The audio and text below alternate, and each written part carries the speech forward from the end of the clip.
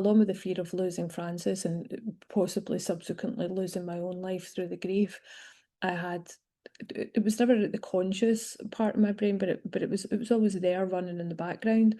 Was, well, how would Ailey survive in the world without me?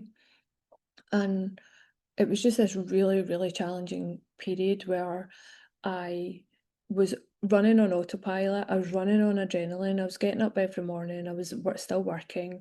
I would do. I owned a personal training company program with Francis' dad, and we would do live workouts every morning in a group on Facebook. So I'd do them at 6 a.m. Then I would go and sit in the neonatal unit for the full day. I'd be answering emails, answering text, Facebook messages, setting up campaigns on emails, running the program, doing everything in between expressing milk and sitting at the incubator holding Francis' tiny hand, I was still, so the nurses would take me to one side and they would say, "You're doing too much. You're pushing yourself too hard. Like you're constantly like this. Like you're going to crash and burn," was one of the things that was said to me more than once. And I thought that I knew best. Got a very, very strong ego. Thought that I knew better than the nurses. Would, place myself in this hierarchy where I was above them, where I was like, well, they don't know what it's like. We've got this business that we've got to run.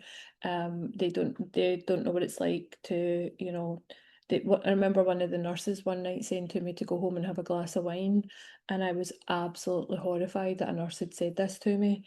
That I was like, she's telling me to go and have alcohol, and I was very, I lived this very, very healthy lifestyle, and I was really like so incensed with rage that this woman had said this to me. I was like, this woman's in the medical professional and she's telling me, and the woman had told me to have one glass of wine to relax myself to be able to fall asleep.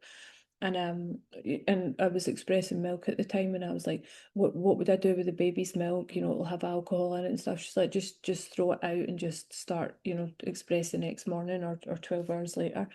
I was so angry, and now when I look back and I'm like, this woman was doing all she could to try and help me relax in my body. She was just giving me all these different ideas and suggestions, and this rage that was inside of me, which was really sadness, which was really fear.